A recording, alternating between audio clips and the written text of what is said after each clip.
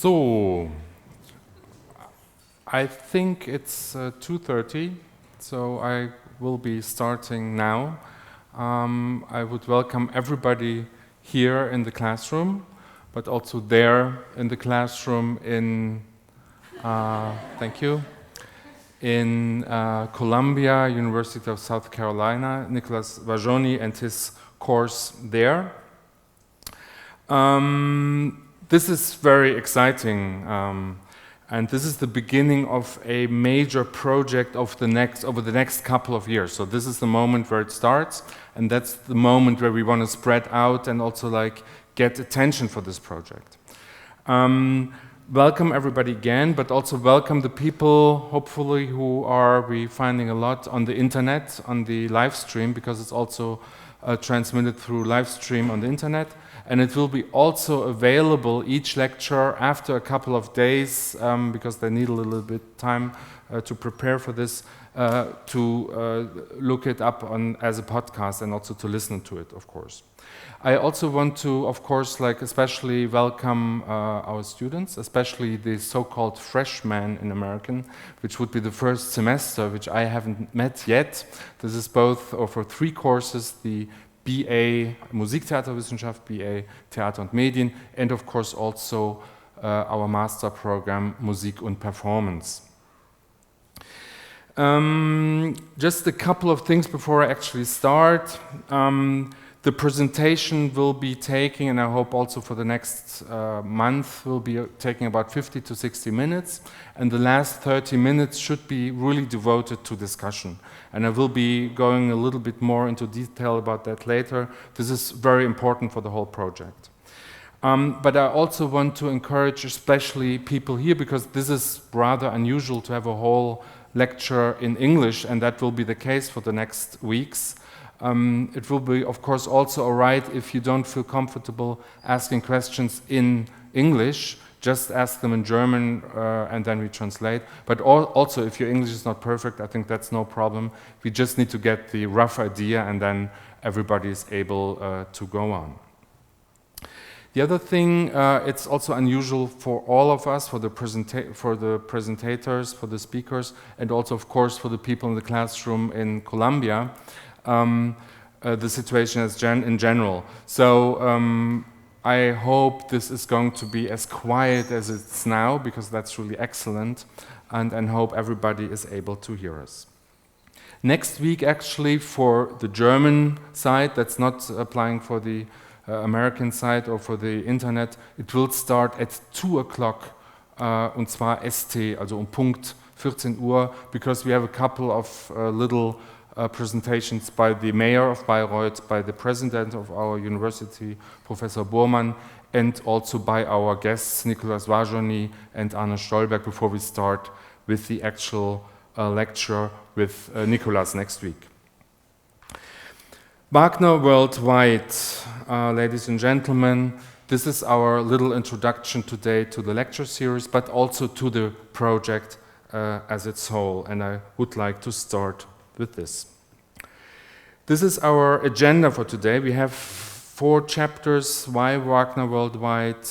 That's the first one. The second one gives you an overview of the overall project, structure and content. I won't be talking about the content too much. Then the Bayreuth lecture series, I give a little overview what you're expecting in the next couple of months until beginning of February. And then Thomas Betzwieser will finish the lecture with the case study of reception. There's a little secret hidden there. We will see what this is about. I start with why Wagner Worldwide. The German composer Richard Wagner, writer and philosopher Richard Wagner was born May 22, 1813 in Leipzig. We will commemorate this birthday in 2013, not only on May 22nd, but throughout the whole year. There will be performances of his operas, there will be academic conferences, and there will be other events like exhibitions, readings, talks, concerts, and so on. All of this includes that there will be a lot of further books and other things written about Wagner's to be found. Further publications, biographies, dictionaries, academic articles, exhibition catalogs, internet entries, blogs, and so on. It is to be believed that Wagner, next to people like William Shakespeare or Johann Wolfgang von Goethe and some other guys, already by now is one of those figures in public life through the centuries, where we find the highest ever numbers of publications on one single person. In other words, there is hardly anybody where there is more written or published about than Richard Wagner. And this is no coincidence.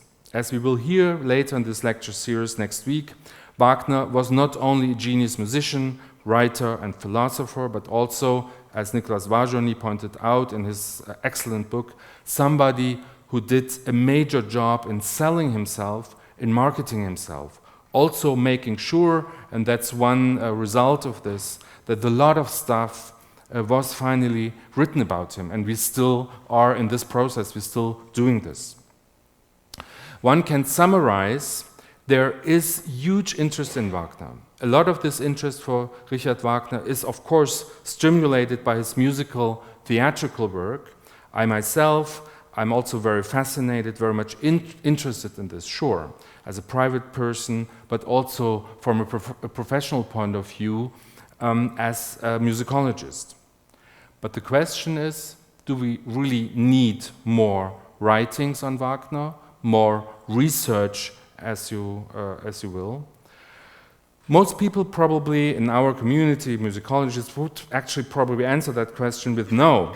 I don't want to answer that question now, but in order to refer to that question, I would like to talk a little bit about what I want to call the anniversary culture, the Jubiläumskultur in the 20th and 21st century. Through our Wagner project, I also would like to find out about how our event-driven culture today became so very much focused, or you could say even obsessed, with all kinds of special years to commemorate composers, artists, writers, and so on, and also, of course, things or events. Although at the first glance it might be almost natural to have these years, they also seem a little odd.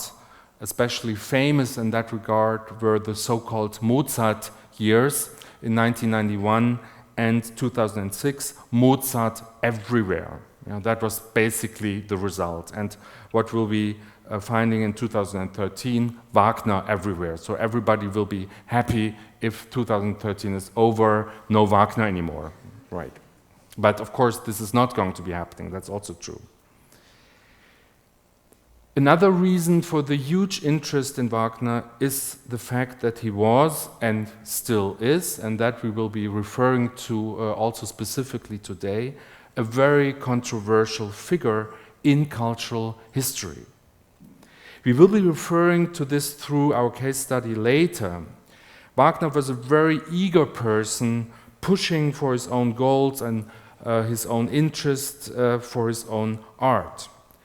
He also changed his political views or positions over the century quite a bit, or a lot, one could say. And the most crucial aspect talking about Wagner as a controversial figure, of course, is his chauvinistic nationalism, his anti-Semitism, and, because of this, his reception in Germany in the 1930s and 1940s during the Third Reich. Wagner, and I think most people would agree on that, in any case, does not seem to create something like indifference, Gleichgültigkeit. People either hate him or people identify very strongly with him and his ideas, calling themselves Wagnerianer, Wagnerians. That's probably the most extreme position in that respect. Wagner became first well-known artist in the 1830s and 40s with his first operas, Rienzi, Der fliegende Holländer, Tannhäuser und Lohengrin. and he developed his philosophical ideas around his musical theatrical work, mostly around the year 1850 and after, and that's for political reason that he was in Switzerland, where he emigrated to.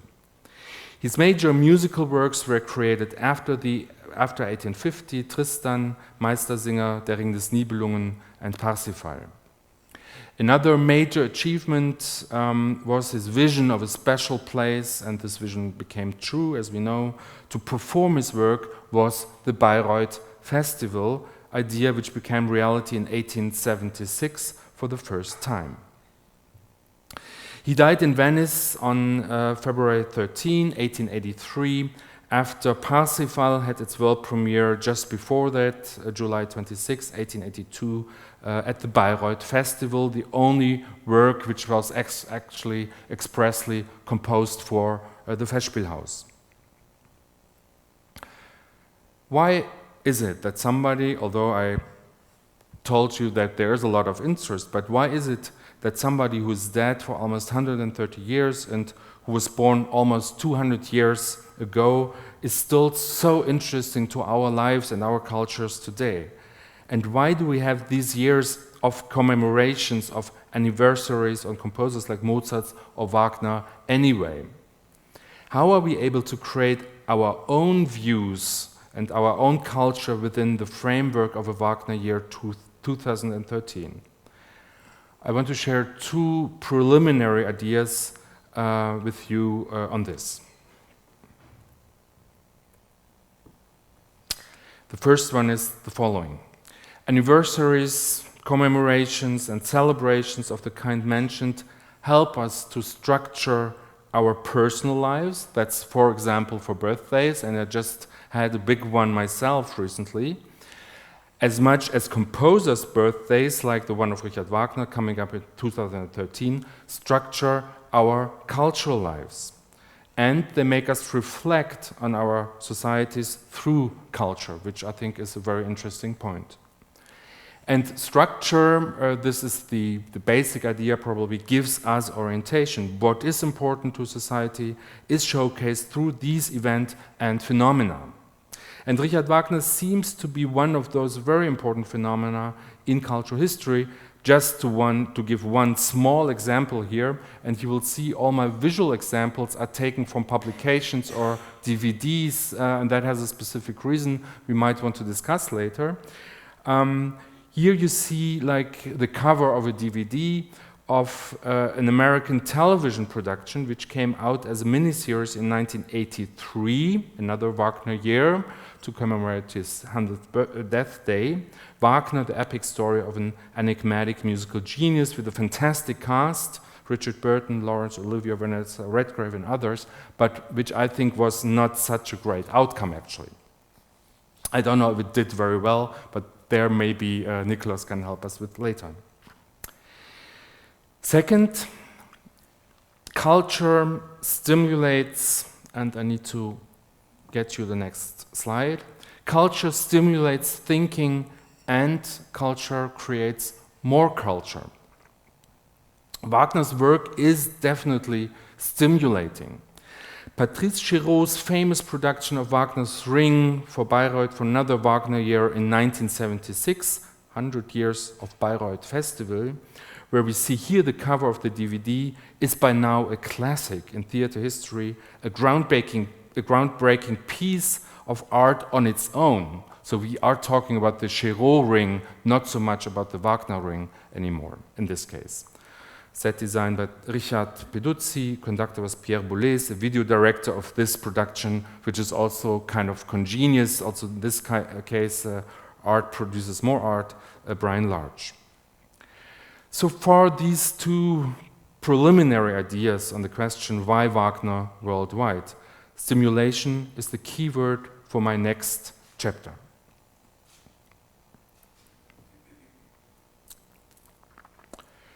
The overall project, structure, and content. The project is designed in a way that academics from different disciplines and other people interested in Wagner and cultural history start to communicate on Wagner, his work, his life, the period he lived in and worked in, last but not least also on Wagner as a controversial figure, the starting point today. We would like to stimulate a discussion on Wagner in the 21st century. Therefore, we introduced these 5 topics which you can see here.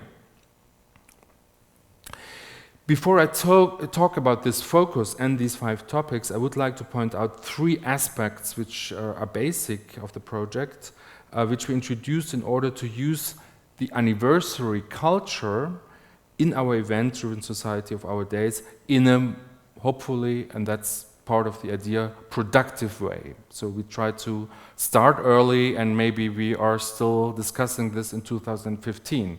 I don't just want to focus on 2013. And the 3 points are referring to this. In order to make sense of the fact of this commemoration, I would like to talk about 3 components of the project which are basic to our work. The project shall stimulate communication, the project is experimental, and the project is a work in progress. These are the 3 key points I do want to discuss now. First, the project shall stimulate communication. Therefore, we started to create a network dealing with Wagner worldwide beforehand.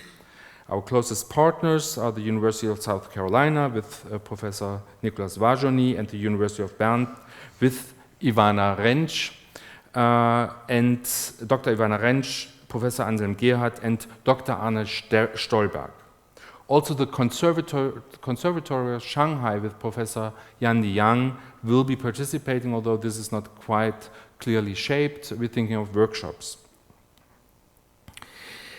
But of course, this network is supposed to go much further. WWW 2013 not only, of course, refers to Wagner Worldwide, but also to the World Wide Web. That's why we are using modern technology in order to create a bigger network. So you may perceive this lecture series also, but we love the Bayreuth, of course, to come here, but if you can't, on the internet via live stream. And also a podcast will be made available a couple of days after each lecture. And of course, the lectures shall be both discussed in the classroom here and of course also at Columbia, at the University of South Carolina. But also, and this is a little bit to the people out there, which are neither here nor there, please use also the possibility of discussing and ask questions and make comments on the internet, and we created a Facebook site where this should be possible, where you can post comments and where I or we will be trying to also maybe answer or make other comments to this. The second point is the fact that we are engaging ourselves in a specific situation of communication touches my second component. The project is experimental. We are trying to stimulate that kind of discussion on different level for the first time in this way.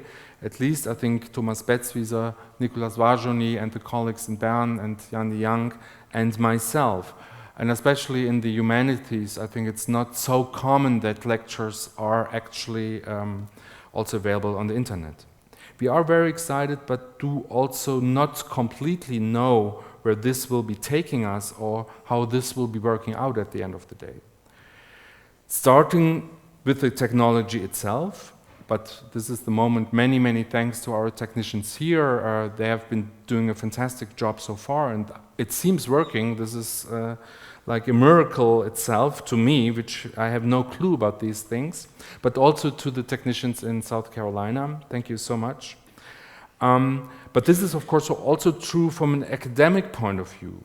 We do want to make use of the Facebook comments as much as possible, and we will see how this works. But will it work? That is the question. We have no experience with this. We're also trying to reflect, hopefully, on the interest in Wagner through these comments. So please use it, but also the people here. So if you have extra comments which you can't get rid of today, please use the Facebook site. And this brings me to my third point. The third component being a project, Wagner Worldwide, as a work in progress. I think we have a rather clear guideline with our 5 topics. I will be talking about that very soon. And we do want to stimulate communication and discussion. So far, so good. We also have a clear structural frame, but still we do not know exactly where we are heading. This lecture series with its 13 presentations and 1 panel discussion, including 5 so-called keynotes on the 5 topics, is only the starting point. And at this moment I would like to show you what we do know by now, what we are planning, which conferences will be organized or are already organized and are planned. The University of Bern will host a conference, Wagner Worldwide Europe, in November 2012. The University of South Carolina is going to do the same thing, also hosting a conference in early 2013 under the heading of Wagner Worldwide America. And we are not quite sure how these events will be made perceivable through the media, but we are of course working on this as well. And if you want to write down the dates of these conferences, I think you should. I just say it again, November 6 to November 11 in Bern, 2012. This will be a conference also on Wagner and the idea of the national opera, the Nationaloper, also in a European context. And January 1st to February 2nd, 2013 in Columbia, South Carolina. And workshops, as I said before, are planned in Shanghai. And what's very intrinsic to the whole project is that there will be a final event, like a final conference in 2013, and most likely in the summer, maybe August or September, in Bayreuth, where we try to get as much people together who were working on this in order to really kind of bring the discussion to a final point. And this will be organized by the University of Bayreuth in collaboration with our partners mentioned, but also with the city of Bayreuth. So we are asking all participants in the 4 cities and elsewhere to start up their thinking and research and develop it over the next 2 years. Bringing together in summer 2013 in a big conference shall create a space to exchange ideas and to discuss results, hopefully also to be able to be reflecting on the anniversary at the events itself, which did, of course, let's say in September 2013, a lot of stuff already happened and we know what that year brought.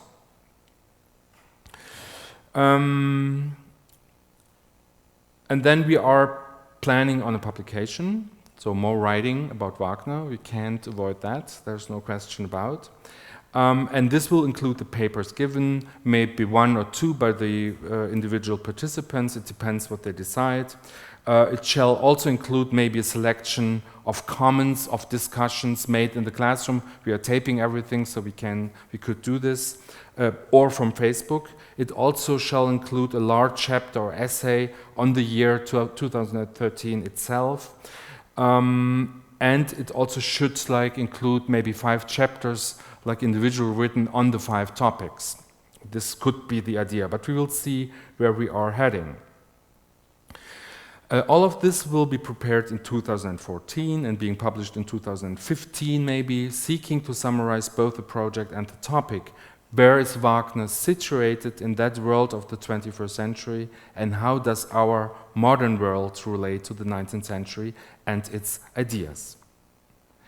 I do return to that aspect of the publication specifically because there are a lot of major publications on Wagner being prepared right now, and I try to really make sure that we are not rushing into this. Yeah? The publishing houses, of course, have a certain interest in getting out with their publications in 2013. I know this is important to them, but for us it's more important to really reflect on it and start this process of work in progress. We came up with 5 topics in order to pursue these questions. The first terms in each couple: environment, gender, history, and globalization. And now I'm coming more to the content, at least very briefly, were the starting point in creating a multidisciplinary frame in order to look at Wagner's work and life from our perspective. What is important to us? What are we talking about constantly? What are the discourses today? Especially environment, media, globalization, and gender, I don't want to discuss this right now any further, are very much relating to our period and times, I think.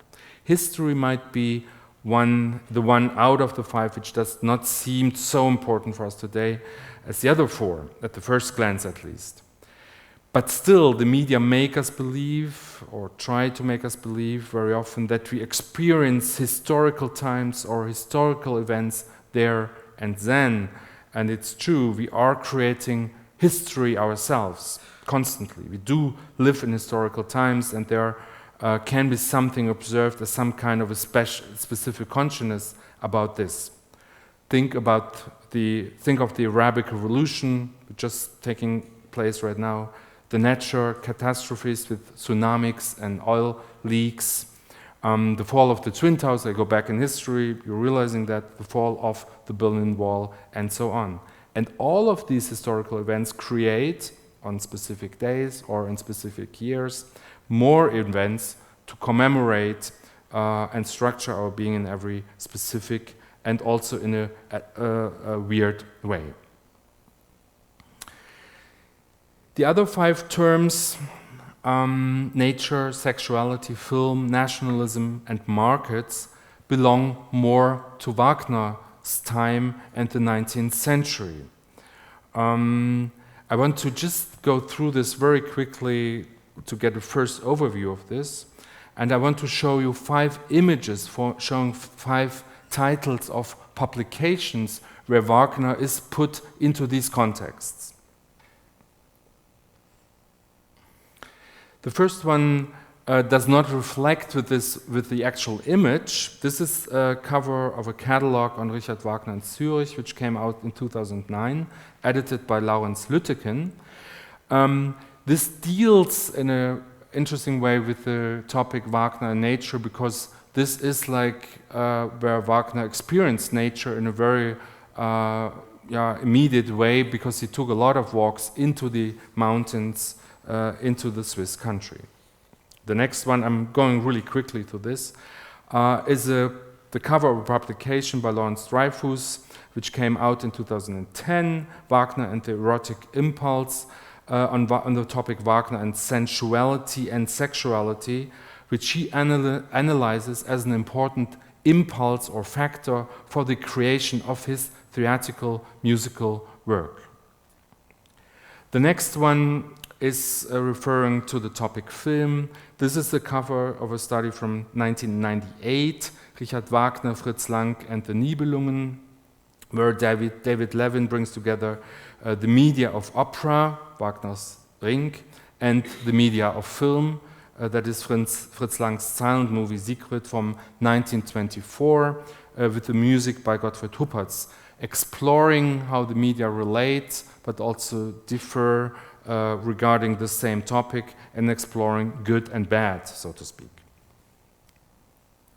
The next one is Jens Malte Fischer's fabulous edition of Wagner's anti-Semitic Das Judentum in der Musik from 2000, with a large comment by himself, where he is contextualizing this pamphlet, also the anti-Semitism of Wagner, and puts it together with other sources from the 19th century. The next one, you will recognize, Nicolas, is his book from 2010, Richard Wagner, Self-Promotion and the Making of a Brand, from 2010, which in this case captures, the cover captures exactly the idea of the book, the multiple reproduction of the same image in different colors indicates the spread of Wagner's legacy, and this combined with an almost Andy Warhol look-like design referring it directly to the marketing strategy or aspect.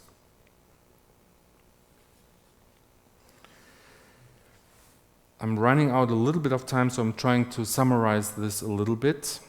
The next chapter would be just to go through the lecture series itself very quickly, so you get the first overview how this is or how this was designed. Again, you see here the 5 couples of topics.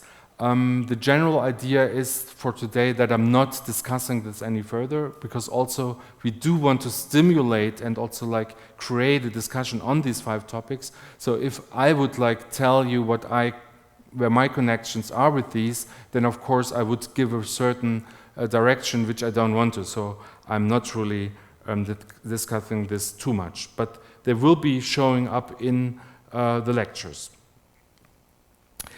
This is the overview of the lecture series.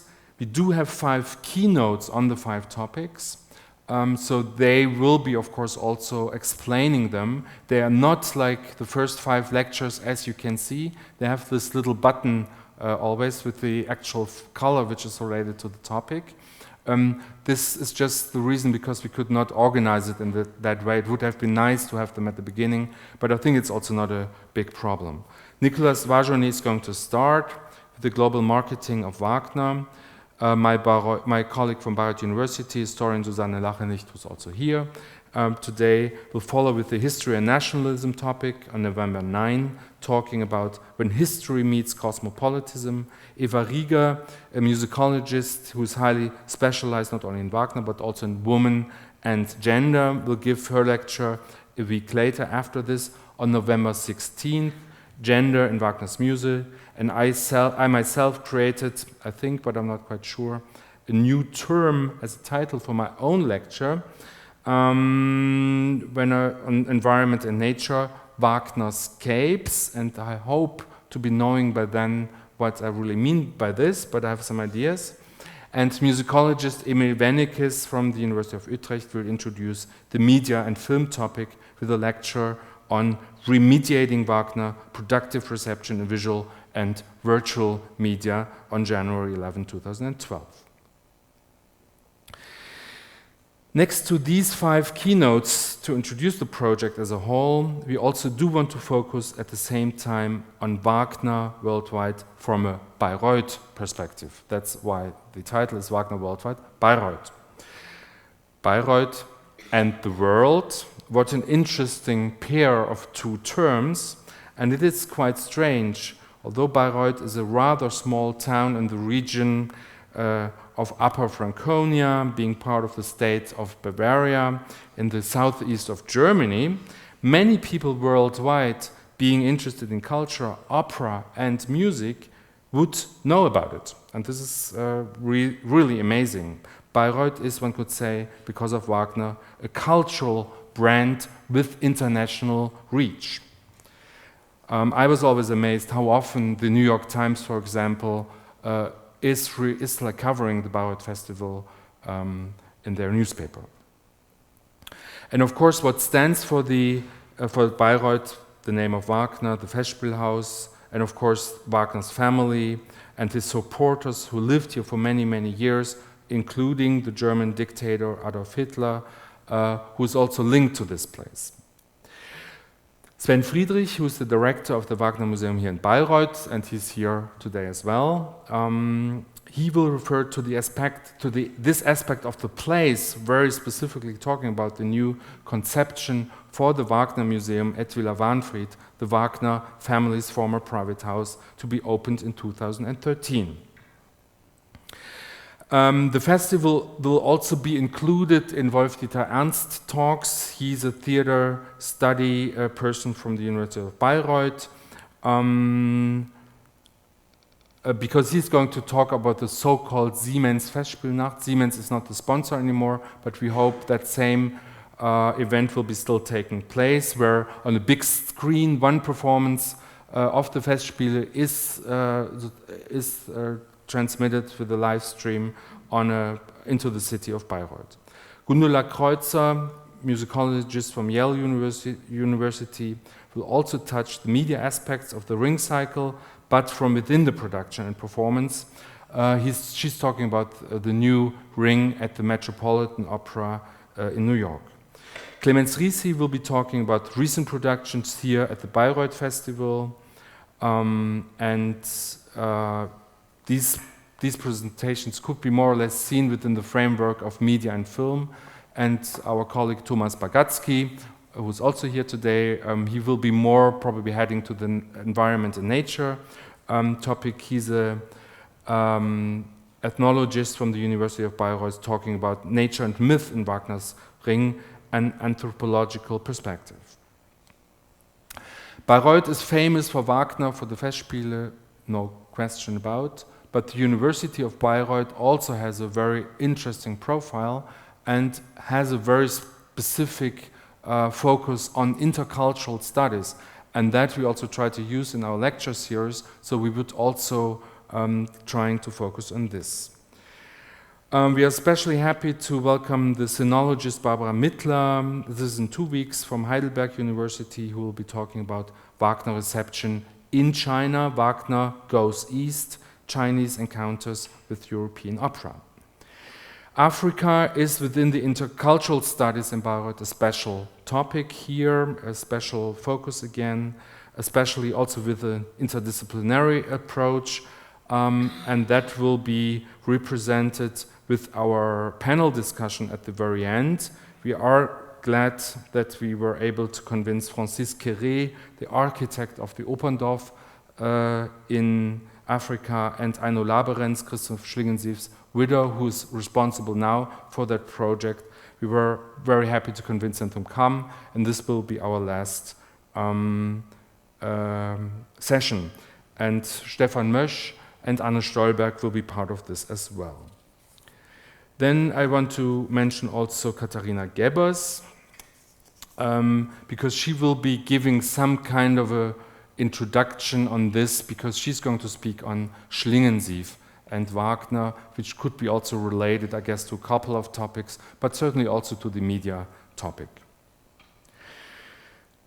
This was my little introduction so far, and I'm coming to an end now. As I wanted to illustrate, especially by using these DVD and book covers as my visual examples, whatever topic we are looking at, the question of reception, of dealing with Wagner in all possible ways, be it a production of his work, be it a movie on his biography, or be it academic books published about him and his times, is a very central one. So reception is central to the whole project. The example how to relate our more or less theoretical framework, which I started to elaborate on a little bit, to Wagner, and also taking into account the 3 structural aspects of the project, communicational, experimental, work in progress, I would like Thomas Betzwieser to ask to start with his presentation, helping us to shape up more a concrete vision of Wagner Worldwide 2013 and the Bayreuth connection. So welcome Thomas Betzwieser to the podium. Do you have the micro? Yeah. Thank you. Du musst jetzt mute stellen. Ja, ja, genau.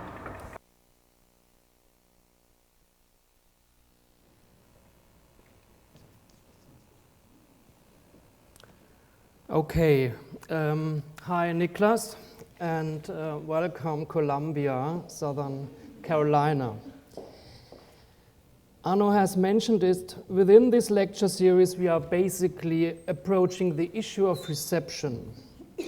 Reception of any kind, the reception of Wagner's music itself, the reception of his ideas as well as cultural paradigms related to that composer.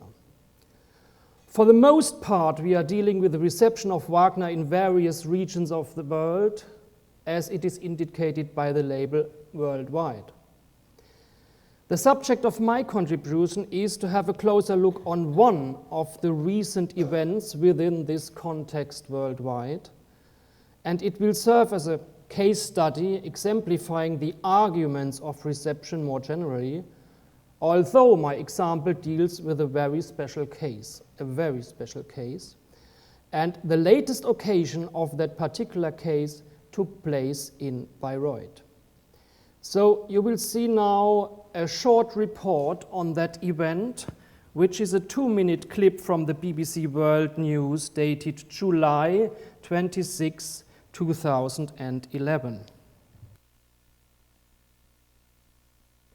An Israeli orchestra has broken a taboo by performing a work by the German composer Richard Wagner on German soil for the first time. Wagner's anti-Semitic views led to his work being widely shunned in Israel. Jonathan Josephs reports.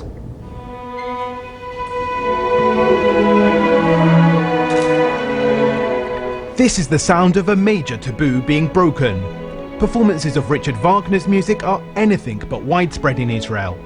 The 19th century composer's anti-Semitic views and status as one of Adolf Hitler's favourites mean many Israelis and Jews want nothing to do with him or his music. But for some, today's performance by the Israeli Chamber Orchestra at Germany's Bayreuth Music Festival, an annual event founded by Wagner himself, was overdue.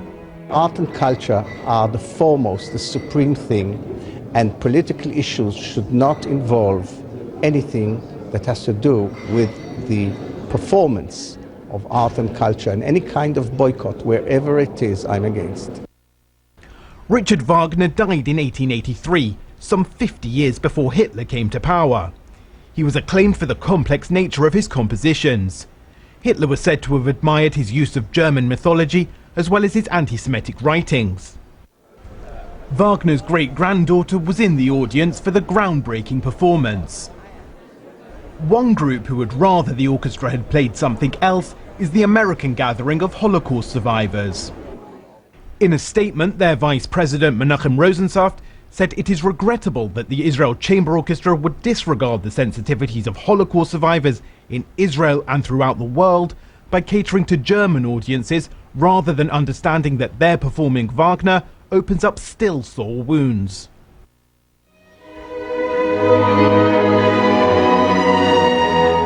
Previous performances of Wagner's music in Israel have prompted audience walkouts.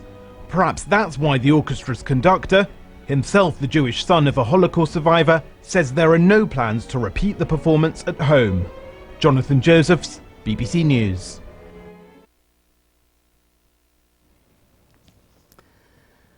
There was hardly any other Wagner event over the past years that caused such an international reaction as the performance of the Israel Chamber Orchestra 2011 in Bayreuth. No performance, no scandalous mise en scène, no other debate on Wagner seems to have provoked such an echo worldwide than this concert. Bayreuth was back on the headlines of the papers and journals for the first time since the famous ring production of Boulez and Chéreau in 1976. But there are no artistic reasons for that international echo. In the center of the discussion, the bone of contention, so to speak, stands the issue of reception. It is not a debate on music, nor a meditation on aesthetic values. The very point of the discussion is whether music, in this case Wagner's music, should be performed or not. In other words, performance is the sticking point of the whole debate. Ironically, Bayreuth, the center of that turmoil, has been rather quiet on and around this event. It can be compared with the eye of a hurricane, characterized by calmness, whereas around its center a lot of things are going on. And I have to confess, even myself, as a part-time citizen of that small town, have been unaware of all the international reaction before researching that topic in more detail for this lecture. The BBC News report has assembled all the leitmotif related to Wagner and Israel, Wagner's anti-Semitism and the ban on Wagner in Israel resulting in the absence of live performances in this country. I would like to look at these leitmotifs in this particular reception, being aware that this topic is one of the most sensitive and most complex in regard to any artistic reception. The reason why I want to focus on that particular topic is that for the first time after 1945, Bayreuth is in the focus of this intricate history. An Israeli orchestra played Wagner outside its own country, in Bayreuth, the very center of the Wagner world. My aim is to examine the general argument in order to see whether things have changed over the last decades. If you Google the Bayreuth performance of the Israel Chamber Orchestra, you will get nearly 100 press releases prior to the concert of August 26, and certainly the same amount of reviews in the aftermath of that event. Only a few are really dealing with the concert in terms of music, in which were played Mahler, Mendelssohn, and a contemporary Israeli composer, in other terms, Jewish composers, with the exception of Wagner. Most of the critics, however, are centered around the scandal, the taboo. Concerning research, we have to be careful in dealing with these sources, since most of them contains details of vague character. And even the BBC report just seen contains a major mistake. The performance of the Israel Chamber Orchestra did not take place within the Bayreuth Festival. It was actually no official part of it, but the orchestra was invited by the city of Bayreuth. The chief conductor of the ICO, Roberto Paternostro, proposed this guest performance to the cultural department of the city, and the latter invited the orchestra. However, the chosen date in late July was quite prominent, since it falls into the premiere week, or to be more precise, one day after the first performance, after the opening performance of the festival. So there was hardly to imagine any other time of the festival in order to catch the very important persons of politics and culture present in Bayreuth in these days. In the whole context, there are four new elements bound together. First, an Israeli orchestra did actually play Wagner. Second, it performed this music outside the soil of Israel. Third, the musicians played in Bayreuth. And fourth, last not least, Wagner's Siegfried Idyll, a symphonic piece especially designed for chamber orchestra, was part of the official program, not part of the encore section or something like that. So these circumstances produced the situation that feelings ran high. This is the point to sketch up the history of Wagner in Israel, which is a short but important story. A full account of this history was given by Naama Sheffi in her comprehensive study, The Ring of Myths, the Israelis, Wagner and the Nazis, published in 2001, German translation the following year. Sheffi's book is a fascinating reading since it mirrors the Wagner case with Israeli politics, in particular the political development of the State of Israel. First of all, it must be stated that there is no official ban of Wagner's music in Israel, and also Sheffi sets forbidden composer in inverted commas. What actually exists is a boycott of public performances, a boycott by musicians and concert organizations. This boycott was initiated not only after the Holocaust and the foundation of the State of Israel, as one might guess, but it dates back to 1938. The Reichskristallnacht, the first outbreak of direct and physical anti-Semitic violence in Germany, is the very reason for this boycott, linking two facts together: Wagner's anti-Semitic writings and the presence of Wagner's music in the Third Reich. So already in November 1938, the Palestine Symphony Orchestra has cut out the prelude of Die Meistersinger von Nürnberg from its first concert series. After the catastrophes of the 20th century in 1945, there was clearly no reason to override the boycott. For the survivors of the Holocaust, any note of Wagner was identified as, let's say, Begleitmusik, accompanying music of the Nazi terror. And any initiative to lift the ban by musicians, by concert organizers or others provoked an immediate debate on the function of Wagner's music in the Third Reich. And it was a tacit consent that as long as Holocaust survivors are among Israeli citizens, the boycott will be maintained. Two major occasions have caused intensive debates about how to deal with Wagner in Israel, and both occasions are related to public performances.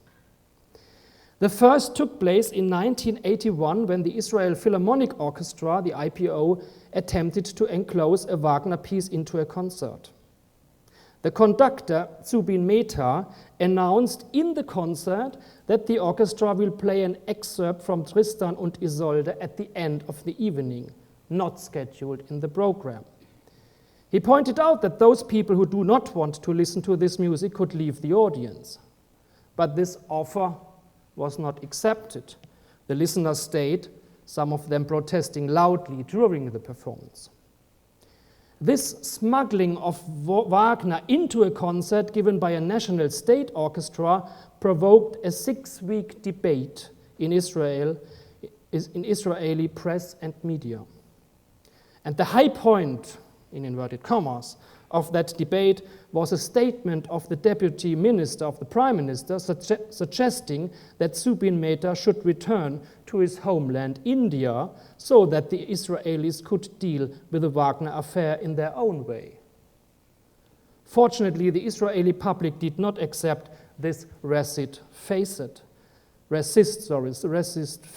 and the orchestra reacted in its own way. The board of the IPO made Zubin Mehta artistic director for lifetime. The second occasion has been the performance of the Staatskapelle Berlin, conducted by Daniel Barenboim at the Israel Festival in 2001, 20 years later. Also in Barenboim's concert, the Wagner piece, again Tristan und Isolde, wasn't scheduled. It was part of the encore. The allegation that also Barenboim has smuggled Wagner into the concert is only partly justified. The conductor held a longer discussion with the audience, asking whether the orchestra should play the piece or not, whether the audience want to hear the composition or not. So the Israeli Barenboim illustrated his motives for playing Wagner on this soil. Most of the audience was in favor of the encore, which finally received a standing ovation. However, during the preceding discussion, numerous Israelis protested and went out of the theater. In the light of this background, it becomes much more evident why the Bayreuth performance of the Israel Chamber Orchestra provoked such a worldwide reaction. It seems that the power of a public performance is still much stronger than any performance in other contexts, as, for example, in media. And in this respect, Sheffy's research is illuminating, for the media issue is the most neglected in the whole debate. In the 1980s, first attempts were being made to integrate Wagner's music into the regular broadcast listings, and these attempts became increasingly frequent in the 1990s. Quote, I quote Sheffy, up to the point that the boycott no longer have any significance, end of quote. The large number of broadcast stations made it quite impossible to limit the presence of composers which were regarded as problematic beside Wagner, Franz Lehár, Karl Orff, and Richard Strauss. In television, a similar development can be observed. Reports from the Bayreuth Festival marked the beginning of the boycott's erosion, as Sheffy states. Another factor was the increasing establishment of cable companies in Israel, including Channel 8, a culture and science channel, which has broadcasted operas of Richard Strauss. In 1997, there have been recordings from the Bayreuth Festival, as well as in the following seasons. Moreover, most of the cable packages in Israel, meanwhile, include the two cultural channels most prominent in Germany, Arte and Dreisat, embedding live performances from European music festivals, including Bayreuth. In short, the boycott has been undermined in different ways. Wagner is actually available in Israel. In the light of this situation mainly produced by media, Barenboim is certainly right asking, why not lifting the boycott? Why still a ban on Wagner? An answer to these questions could be found on the website of the Israeli embassy in Berlin, more precisely in the official blog. Under the headline, Wagner sollte geächtet bleiben, the ban on Wagner should be maintained, an entry in this blog says that we should understand that the ban does not primarily date from Wagner's notorious anti-Semitism, nor from his music, but the very point is Wagner's ideas. Quote, es geht seine Ideen. It is no surprise that the famous statement of Thomas Mann is mentioned in this context. And Mann said, es steckt viel Hitler in Wagner, so Hitler in inverted commas. If we consult another web source, the Jewish Virtual Library, we find an official statement of the Israel Foreign Ministry entitled The Controversy over Richard Wagner. In this article, we can realize some new tones, I would say, leading to new facets in the debate. It is stated that Wagner's music is superb, what is undisputed by adherents and objectors, as the article says. Furthermore, Wagner's anti-Semitism is paralleled to anti-Semitic views of other composers, such as, for example, Chopin. Most interesting is the fact that the article refers to an exhibition held in Bayreuth in 1985 entitled Wagner and the Jews and organized by the Richard Wagner Museum. I quote the article, "The fact that an exhibition of this nature was organized on Wagner's home ground is an indication that even there Wagner is still highly controversial." End of quote. In other words, the Israeli side actually considered the discussion in Germany. Howsoever we may evaluate that exhibition today and the statement of the ministry, I think it was a first step towards the exchange of arguments. Furthermore, in my perception, the debate in the 21st century is characterized by an implicit consideration of recent research. Within the discussion, we can observe new features which dates from research in the aftermath of that exhibition.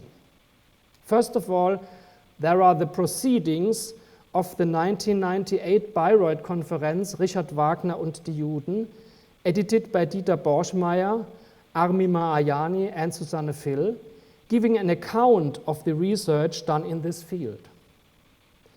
But this is only the Bayreuth side, so to speak. Most of the research has been undertaken by scholars in England and America, as Barry Millington, Hans Rudolf Vacher, and others. That scholarship, following Adorno, has basically dealt with anti-Semitic traits in Wagner's work itself, as for example die Meistersinger or Der Ring des Nibelungen. As a result, the argument of Wagner's anti-Semitism does no longer concern the writings exclusively. And the former distinction, or the essay to make a distinction between the literary work on one side and the musical work on the other side, has become obsolete.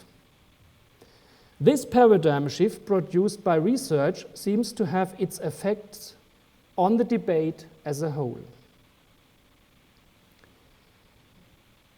It is in the nature of reception that there are not only positions of pro, but also of contra. Insofar, the reception of art always involves politics in the broadest sense of the term. Moreover, the history of music is not free from boycotts, whether direct or indirect. From this perspective, the case of Wagner and Israel is not a special one, despite its horrible background of barbarity. Reception on research has always to consider the opposite side, that means non-reception and its motivation for non-reception. When in 19th century France and Italy, for example, Mozart's abduction from the Seraglio was not played at all, then we have to ask why. Today, this opera is given everywhere, even in Iraq, as happened a couple of months ago. But we can sure it has nothing to do with Mozart's music. Any reception is characterized by continuities, discontinuities, and paradoxes. We should not be naive assuming that music exists far from politics, because music is an abstract art form and its character being supranational. Even in unsuspicious times, so to speak, we can observe in which way the reception of music has been influenced by politics. When the Berlin Philharmonic Orchestra performed, for example, in France during their European tours in late 19th century, the Paris concert in 1897 needed a special preparation. A guest performance by an orchestra from the capital of Germany, France's major enemy, has been regarded a problem even 25 years after the French-German War. This fact made necessary longer diplomatic negotiations, in which the head of the police department in Paris wanted to ban the word Berlin from all the concert posters. And you might guess what the Philharmonics played in their concert: Beethoven and Wagner. The concert, by the way, was a huge success. Reception does not follow logic arguments, therefore paradoxes are often the most illuminating items within this phenomenon. One of the paradoxes is certainly Beethoven in relation to Israel. Having said that Wagner's music has been regarded as dreadful, accompanying sound to the Holocaust, the same occurs for Beethoven as a matter of course. Beethoven's Ninth Symphony was certainly among the pieces which are related to a soundtrack of the Nazis. And I would respect any Holocaust survivor saying, I cannot tolerate this music, the Ninth Symphony, in the state of Israel. But this was actually not the case. We all know that what incredible career Beethoven's Ninth Symphony has run through after 1950. Eventually becoming the anthem of Europe. And today, strangely enough, standing as a musical symbol of peace. Friede, Freude, Beethoven, we might say. Yeah? A kiss to the whole world. I think the paradox can't be bigger. To conclude, the reactions to the Bayreuth event of 2011, that is the performance of the Israel Chamber Orchestra, demonstrate once again the ambivalences bound to Wagner and his work. It shows that Wagner is still a controversial figure, but this paradigm is implied, as far as I can see, by new arguments, which are produced, last not least, by research. The case of Wagner and Israel remains a special case, but we should not brand it as an exotic one, in the sense that Wagner is played today all over the world, with the exception of Israel. I think this lecture series will show in which way the Wagner reception works in the 21st century, how complex it actually is, discovering entirely new areas as Asia and Africa. But we have to bear in mind that this other reception does also include our reception of the other, of its culture, of its politics, and finally, of its music. Thank you very much.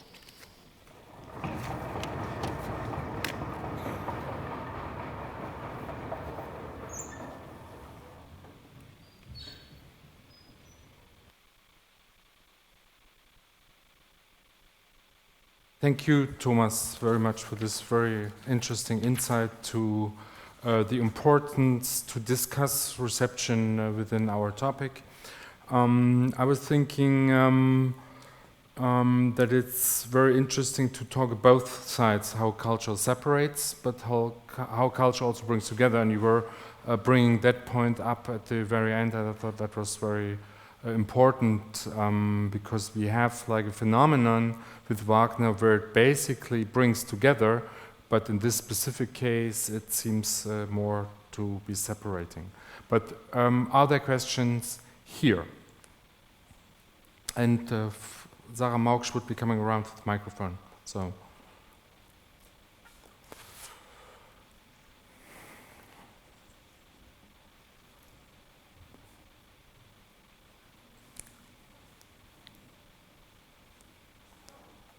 The question right here. Somebody coming with the microphone. You said that it is a paradox that Beethoven is played in Israel in contrast to Wagner, but we have these essays on Jews problematic by Wagner, for example, Judentum in der Musik or something like that.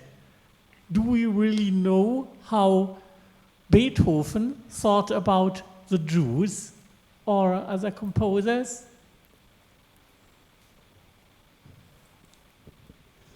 I am not aware of any anti-Semitism of Beethoven, to be honest. I don't think that this is existent.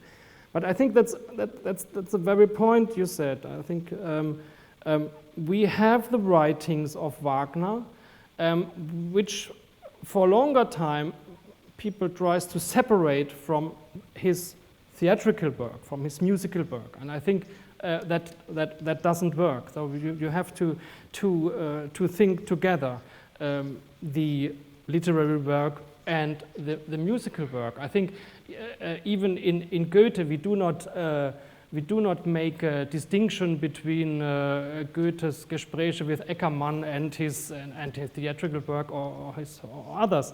So that's all one work, I think.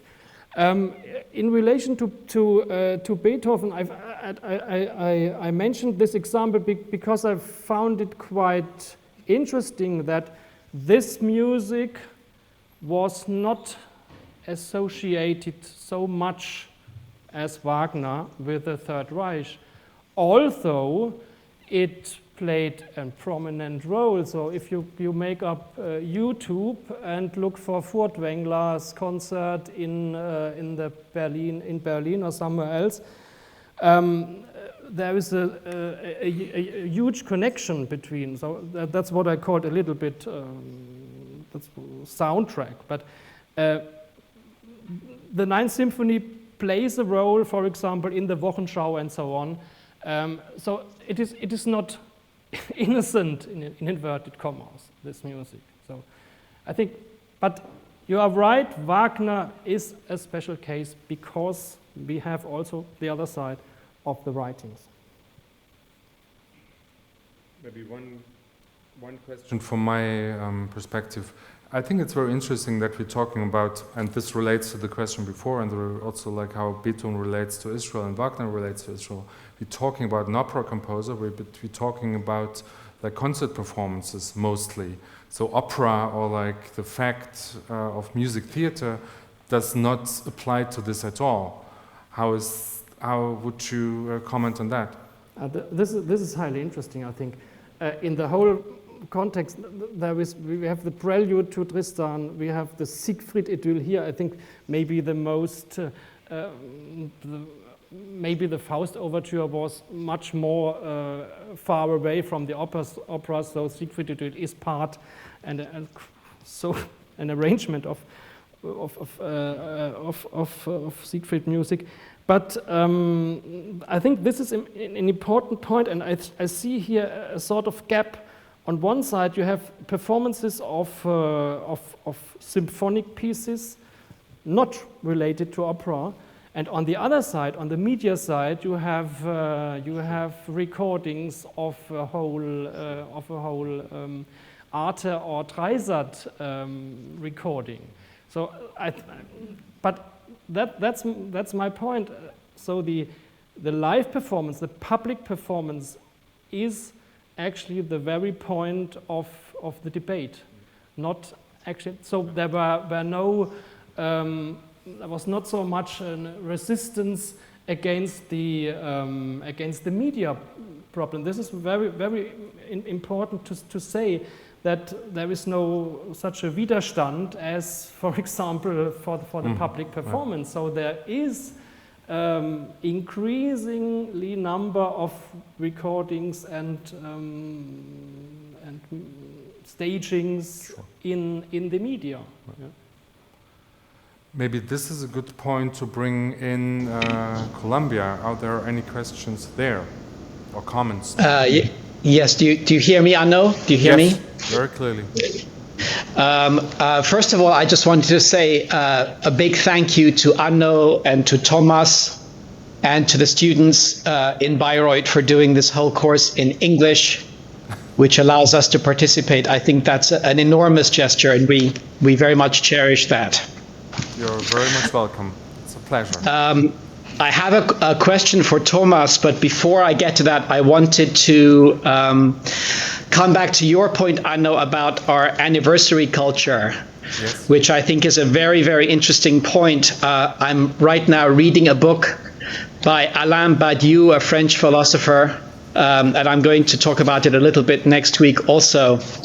He just published a book of 5 lectures on Wagner. Mm-hmm. And one of his questions, his central interpretation of Parsifal, is whether a ceremony is still possible in modern times. Mm-hmm. And his argument is that that is what Parsifal is about.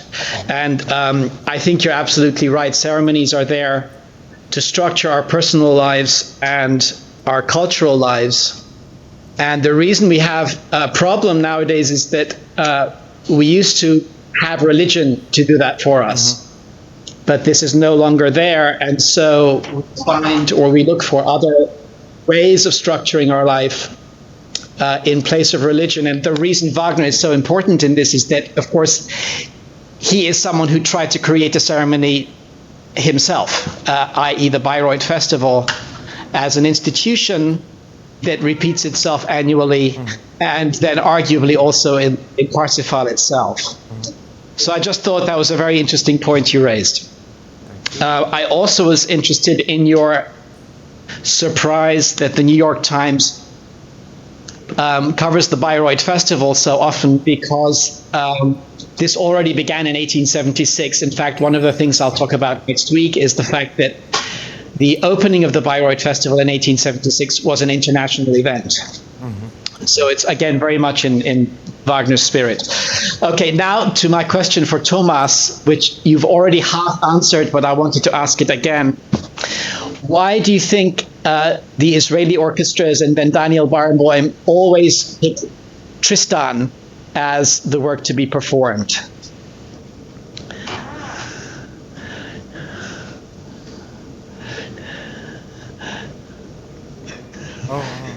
Sorry. This is a difficult question. To be honest, I think I have no plausible answer to that. Maybe the Tristan is the opera regarded as not infiltrated by anti-Semitism, as, for example, Mime in Ring des Nibelungen or in Meistersinger Beckmesser, as many scholarship has pointed out. I have no real answer to that, but I think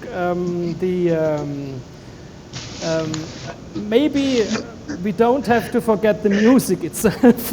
Maybe it's also it's Barenboim's position that maybe this is one of the highlights of Wagner's music, which must be presented for the first time. Maybe this is a reason. But for the Siegfried Idyll, vice versa, on the other side, here in Bayreuth, I can't really answer. Maybe the only answer is that this is one of the rare pieces by Wagner for a chamber orchestra. Maybe this is the reason. but maybe Tristan is regarded by Barenboim as one of the highlights of Wagner's music to present there. And maybe the standing ovation does give him right. But anyway, I think from my perspective, no logic answer to that. Sorry. But also the repertoire is very small. I mean, Yeah. there's not so much to pick Yeah. from. So I think, and it's probably also the most neutral piece. Not only the fact how the Nazis used the music, but also in the sense, what is the story about? This is really rather apolitical, unlike other pieces. I think it was impossible to play the Meistersinger Overture Precisely. in such a context. I think I totally agree that this is also what I was thinking, that Tristan, in a sense, is the least political. It's the most directly human of the works. But isn't that then an implicit acceptance of the politicization of the other works? In other words, Tristan becomes one of the only pieces of Wagner that you can play that sidesteps the issues that are part of the reason for the boycott. Yeah. I agree. You see what I'm saying? So, I mean, they could have played the Siegfried Journey down the Rhine, or they could have played the Overture to Tannhäuser, but these are perhaps more problematic works from a political point of view. Yeah. No, I agree entirely. There's one question, Susanne Lachert. Just to add one piece of information about Tristan, there is a highly anti-Semitic novel by Thomas Mann, Welsungen Blut, picking up Tristan. So, I mean, Tristan is, through literature based on Wagner, rather loaded as well. So how does that fit into the picture? That is also a very good question, of course, but I think... I think the questioner, I may be wrong, but I think the questioner may be combining two different works by Thomas Mann. One of them is a short story called Tristan, that has nothing to do with anti-Semitism, and the other one is Welsungen Blut, which comes from Walküre, which could have an anti-Semitic reading, definitely. But that would support my argument that the discussion for a long time does not respect any research, or maybe this is an unknown fact in the whole debate. So I think the whole debate is more and more approaching results of the research now, and which are giving new aspect to the whole, but also aspects which goes in an entirely opposite direction. So it's not only, let's say, in the direction that to be more liberal, for example, towards the case Wagner. There you can see on the net reactions in Israel on this performance in Bayreuth. These were young people, not the generation of the Second World War. Young generation protesting against this performance. I think we have a question from a student here. Would that be okay? Okay, sure. Okay. Okay, I was just curious on your thoughts regarding why the boycott hasn't been lifted, and if you think that the Israeli people almost enjoy the boycott because it gives them something to come together on, and if that creates a stronger culture from the Wagnerian culture. Yes, thank you.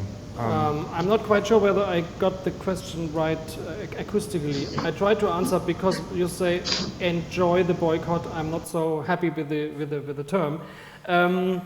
But you are right in one point. The Wagner case is, and this is a very good point in the argument of the book by Sheffi, it's always related on politics in Israel. What's happening, for example, in the 6 Day War? What happened? More liberal position. So the Wagner case is in direct relation to Israel nationalism or on nationalist positions. You are absolutely right. In this way, I think we can say there is a direct link between the Wagner and the Israel politics. Yeah? One example, only one example. When do we run out of time? No. One example behind that, the whole story of Zubin Mehta in 1981, for example, when this racist view of the deputy minister came to light. The Premier Minister, Menachem Begin, did not support that, but he has no clear, makes no clear distance to that view of his deputy minister. And interestingly, this was a time, as Sheffy has described quite interestingly, a time of new xenophobia, but behind that point is that the relation between Israel and Germany at that time was a little bit problematic, because the Chancellor of West Germany, Helmut Schmidt, announced a pro-Palestinian position a couple of months before. So the politics, the German politics and the Wagner case was, as I say, mingled up, mixed up, and it was also part then of the election campaign, or it was a little facet in the election campaign of Menachem Begin. So this gives an example that every debate on Wagner and Israel is not independent from the Israel politics itself. Insofar, you are absolute. I think you are right. Susanne, lach nicht. I think it's more of a comment than a question. It's about public performances, and to what extent even today public performances, even not performed by a state orchestra, are part of national cultures. And if we look at the ban, or the implicit ban on Wagner in Bayreuth from that perspective, it might help us explain why there is the boycott. Yeah. Because playing Wagner in a public performance means it's part of national culture. Absolutely. And that does not work at all. Yeah. And I think that might really be the point. The interesting thing about it is that music, having become part of national cultures, is something that is essentially done through Wagner in the end. I mean, he's one of the drivers of making music part of national cultures. I mean, that kind of public performances, high festival thing, etc. I mean, I'm not talking about popular music. So that's interesting, I think, about the boycott as well. Thanks, Mike. I entirely agree.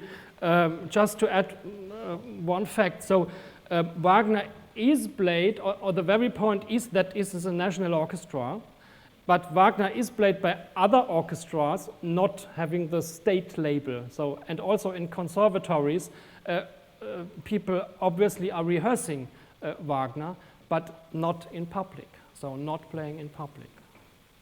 Hope I'm able to turn this on now. Yes. Are there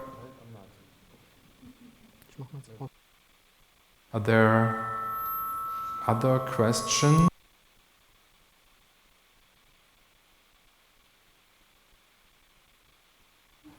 Now it works, because of course what's so interesting is that music is always political, but music is always like also a projection field, and of course like culture structures or like creates identities, and that's also what the student in Columbia, I think, referred to. Bitte schön.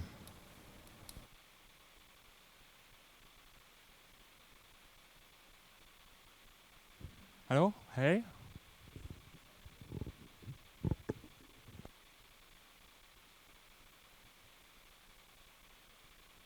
Yeah? Okay. All right. We talked about the reception of live orchestras from Wagner in Israel, and I think there was the Meta and the Barenboim performance. But I think, I'm not 100% sure, but I think I recall a Barenboim project where he played with young Israelis and Palestina, played a youth orchestra, and I'm not sure if they played in Israel, but I would like to hear something about the reception. Thanks very much. I think Barenboim is a key figure in the whole context, because as you mentioned, Barenboim founded an orchestra with young Israeli musicians and young Palestinian musicians, the West Eastern Divan Orchestra, which is now very prominent and touring all over the world. And there are performances, yes, there is a very interesting film in Arte, a very interesting documentation in Arte, showing how this orchestra works, playing in Israel and playing in the Gaza field and so on, or playing in Ramallah. And Barenboim as well, I think it's of high political value, I think, this artistic work, what he's doing here.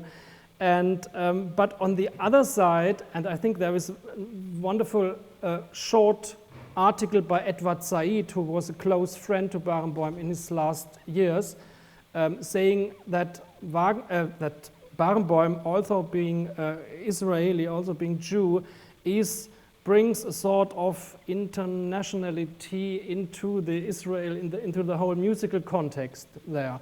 We don't have to forget that there are also people in Israel who have nothing to do with Western art music. So this is an entirely exotic field for them. So in other words, I think Barenboim has become a sort of, in inverted commas, political figure in the whole context. And as well, there was a very important prize-winning speech by Barenboim. I'm not quite sure whether it was in the Knesset or in another organization, where he told his frustrations about the peace process and so on. So Barenboim took as well different positions, pro-Israeli, pro-Palestinian. So I think in the whole context, we must, I think, more and more see Barenboim as the key figure in the whole story. Yeah.